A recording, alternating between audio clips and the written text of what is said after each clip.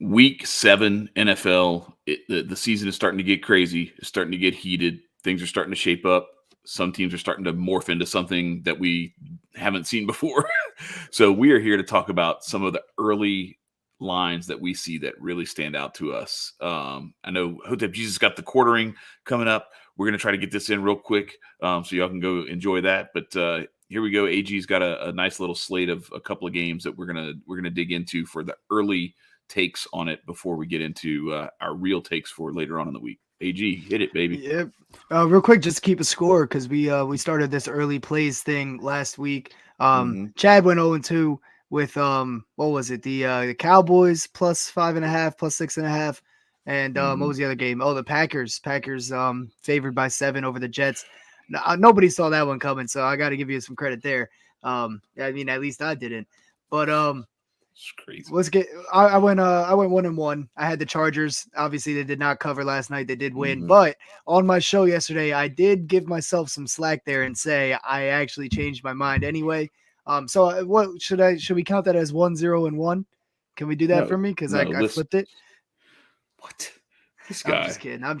Let's but get into it. I did have the Giants Cowboys over too. So I'm 1-1. Chad's 0-2 right now for these early pick show. Just that. But let's get into it real quick. We got the Giants +3 going into Jacksonville over under 41.5. Chad, you like the Jags here? You're thinking, right? Because this number is just a little wacky. It seems, right? A little wacky. Are you joking? The Jags have looked like ass the last couple of weeks, and the Giants are on fire. They're 5-1. And they just beat the Packers a couple of weeks ago. They're handling business, getting things done. Saquon Barkley is a man possessed. Defense is playing really well. If someone could explain to me why on earth this putrid Jaguars team that can't seem to even break the 50-yard line, let alone get it into the end zone lately, why they're favored by 3 points. I know they're playing at home. I don't care. They played at home a couple of weeks ago, lost to the Texans. Like, I don't want to hear, I don't understand. It doesn't make any sense. And so for that reason, I cannot help myself, but I have to think we're being hoodwinked. And I'm not going to be hoodwinked. I'm betting on the Jaguars. Yeah, see, this is one of those games where I completely agree with you 100%. Like, when I looked at the line first, I'm like, oh, give me the Giants by +3. Give me the Giants all day long, you know?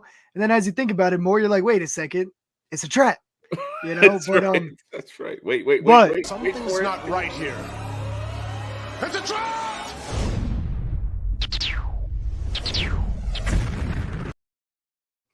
So that's the side Chad's playing right now, which, you know, I can't help but agree with. Like, logically, that makes sense. Logically, I can't really say anything to argue that's going to be convincing. Except for that, I got the Giants +3. I got them winning this thing outright, so I'll take the 3 points. Why not? And I think they're gonna stay on their run for a couple more weeks. I don't think the Jags are the team that's gonna do it. I mean, the Jags do match up well, so that could be why they're the favorites here. Like they have a solid rushing game, and the Giants' rushing defense is terrible. Giants a lot on the defense is terrible, except for their passing defense. Their passing defense does really well, but I mean, the Jags kind of match up a little well, so that could make sense for the line. Plus, they're home, but I'm going to stick with the Giants here. I got the Giants +3, so me and Chad are going against each other on that one. I don't have a logical argument to defend what you just said because it's a fact. It's 100% true. You're not wrong there. I just think that this is one of those where the trap might be the trap, where it kind of looks like a trap, but really this is the side we need to be on. I think the Giants are going to at least cover. I think they're going to win the game straight up anyway. But let's get into another one that looks pretty weird. Packers -5.5 at the Commanders, over under 41.5. Now I know that the Commanders just won like the biggest game since they've been the Commanders, because that was the must-win game for them that they've had. Yeah. And they beat the amazing Chicago Bears on Thursday night, and the Packers just lost. Great offensive performance with exactly 12 whole points. And the Packers, with their great offensive performance, what was it, 10 points, I think? Yeah. Are favored by 6. Coming in, they just lost to the Jets. At home, at Lambeau. Yeah. But what do you think about this line? I think it's weird. I'm almost tempted to take. This is another one of those cases where it's like you have a significant road favorite. It's not 10 points, 7 points, or anything like that, but 5.5 is still that's a decent number going on the road after they just played terribly at home. I I don't know. Like at this point in the season, Aaron Rodgers is always kind of an enigma, like how he performed, and then he'll just go off for like 8 straight games late in the season when it counts and things start getting colder. That's the other thing too. Like when the weather starts getting colder, even though he's from the West Coast, he just like he turns it up a notch. Well, And he's he been in turns into Green a Bay different guy. forever. I know. He So just he takes on a different personality he completely. adapted to his surroundings, it looks like. That's right. It seems yeah, his blood thickened up real quick. Yeah. But yeah, so it's just he this matchup seems strange. I'm not ready to take a side on it yet. I'm tempted to take the over because I think both of these teams, as much as they struggled last week offensively, I think they come out and I think the trends usually tend to reverse. And 41.5 suggests that what we've seen in the last couple of weeks is what we're going to see again. And I could totally see this be like a 31-28, 31-24 type. Not a shootout, but much bigger than this 41.5. So that's if I'm going anywhere early, that's where it is. But I'm not ready to take a side yet. I want to watch this line though, see how it moves, and see where where the money ends up, and just kind of like play it off of that to see if I want to play it at all. Yeah. I mean, honestly, to me, when you really think about it, this line in a little bit of a way makes sense. With Mhm, how bad the Packers have been playing, the Commanders have been kind of in games at times, even though they look pretty bad. Also, mhm, as a general, in general, as a whole football team, they don't look great, obviously. But the Packers, man, they look like crap. They just got bounced by both the New York teams. Now, granted, it might not be as funny saying that anymore going forward. mhm, mhm. Now that they're both solid football teams, it looks like. So I'm gonna have to think of some new ways to mess with all my buddies because obviously I'm up here in Jersey, so all my friends are Giants and Jets fans. So this is gonna be hell if they keep winning. But yeah, if I had to pick a side right now, I would say Packers. Commanders coming in without Carson Wentz, so they're gonna have a new guy at quarterback. Taylor Heineke, I hope, because I like that guy. If it's Taylor Heineke, I might have to bet on the Commanders. Yeah, Big I think Taylor that's Heineke guy here. So I think that's the way it's going, though. I think that's the yeah, setup right now. I'll yeah, but I'll look that up real quick while you continue. Go ahead. yeah. So well, I'm just gonna get into the next game, but we'll update when you get that answer, Hmm. just Hmm. because I don't want to harp on that game too long. I'm not picking a side yet either. If I had to Yeah, right now, I would say I'm taking week Packers. week 7 starting QB is Taylor Heineke, Yeah, see, because Wentz is having surgery on his finger, so yeah.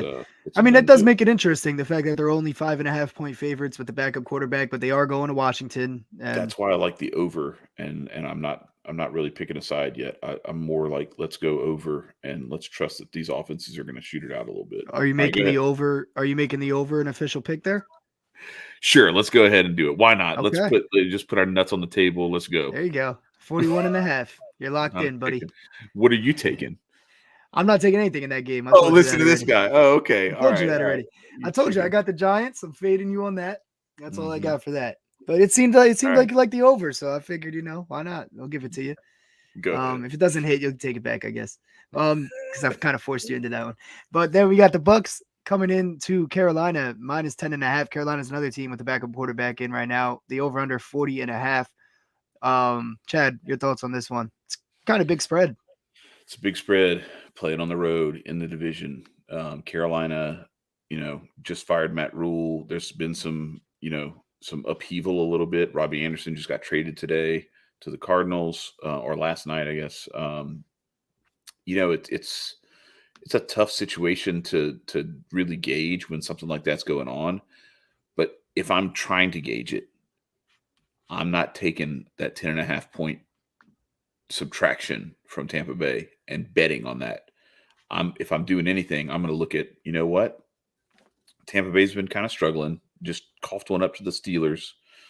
Um, I'm looking at possible Panthers money line, but I'm absolutely looking at this 10.5 point spread. I'm going to see which way it moves, and see if I might dip a little bit into it right now while it's 10.5, and if it moves closer to like 8.5, then I'll feel a little more comfortable with that move that I made, and I'll probably just stay pat. If it moves up, I'll probably double down. And I think it's going to be tough for the Bucks to come in. I need to look at some other stuff, some matchups and things like that. Like, who's going to guard Mike Evans and how are they going to really handle things defensively against Tampa Bay, because Brady is generally good at righting the ship if things don't go well early. So I like it. I like them more than anybody else typically in a bounce back situation. But this is just tough. 10.5. They could still win this game and win it by a field goal late. And their record, everything looks good, as they go towards the postseason. Nothing changes there. I just don't like them covering 11 points is a lot to beat an in-division opponent on the road. Yeah. Well, I mean, this season especially would agree with you on that. With the high spread like this, I looked into some things. Both NFL records right here through week 6, 73 games so far within 8 points or less in the fourth quarter, and 56 games decided by 8 or less by the end of it. And obviously this spread is outside of that range. So it's just been trending in really close games this year. But that doesn't mean that this game can't be any different. I'm taking the Bucks. I'm going to fade you again on this, Chad. I'm taking the Bucks by 11 right now. Now, this is one of those where, like, even though I'm calling this early, I am also going to wait before I go put it in, because I too think that this line could come down a little bit. I would much rather have them at -8.5, -7.5, -9.5, even, obviously. So any points that I can get throughout the week, I'm hoping it doesn't go further away from my side, but I am going to be on the Bucks side. Now, Chad, I've been doing these notes and everything, and as I'm doing my notes for this game, there's not one positive note on the Panthers side that I found in terms of like just the matchups. The early looking at it with like the matchup. I mean, the Panthers are in a good rush defense. Obviously, the Bucks are in a good rush offense, but that's a perfect spot to get going. I said the same thing when Washington played Chicago, and they got it going with Brian Robinson. If this is the game for Leonard Fournette to get the whole season together, you know what I mean? Yeah. They are also the Bucks defense is very good. Panthers offense not very good. Especially now they got Robbie Anderson traded. They got their backup quarterback in. Things aren't looking well for that offense, and the Bucks are a fantastic defense right now. The Panthers can't score. Bucks don't allow points. Bucks don't get sacked. Panthers don't get sacks. You know what I mean? It's just one of those games where the Panthers allow a lot of sacks. The Bucks get a lot of sacks. It's one of those games where it just does not match up well at all for the Panthers from what I see so far. So if I'm calling it right now, I'm taking the Bucks by 11. I think they'll be able to do it pretty easily. Not so fast, my friend. I'm switching it up. I'm going to go with the Bucks too, because that is a very convincing case, and I feel terrible about picking the Panthers. But I don't know. It's one of those things where I'm like, maybe some of these patterns that we've seen is because Matt Rule sucked at it as a head coach. That's true. And maybe some of this stuff is, but I don't feel good enough about that to bet it. So I'll tell you one now thing. I'm starting to think, I'm like, man, I could definitely see this being like Tom Brady just has all day to throw. Fournette has gaping holes to run through, and it just and then what is that? Rashad, what's his name? White, rookie running back. Yeah, Rashad White. Yeah. He could get going a little bit too late in that game, and all it takes is like a late field goal or a touchdown, and you backdoor a positive cover for the Bucks. So are you officially flipping sides here? I'm flipping it. Because I think you make a good point. Like before you officially switch that, it's the same situation as this Giants game, like we just talked about earlier in the show. No, it's the opposite. I'm saying the Panthers were favored. If the Panthers were favored, I'd be like, "What the hell's going on?" I'm saying in terms of me agreeing with everything you said for your side, like this is a huge spread. Yeah, I think you're right. But I also think this spread is so high to kind of keep the money even, which it's doing so far. It's like 51-49% right now. I think the Bucks handle business. I think it might drop down a little bit and be more favorable for the Bucks by Sunday also. So I'm going to wait on that one. But so you're officially flipping sides, right? Just making sure. I want to confirm that. Yep. All right. So you're on the Jags -3. You're on the Packers and Commanders over 41.5, and you're on the Bucks -10.5. I'm on the Giants +3 and the Bucks -10.5. right now. And Okay. then the other game that looks very, very, very weird to us, and it looks like it might be, cue it, a trap. Something's Is it not really? right here. It's a trap!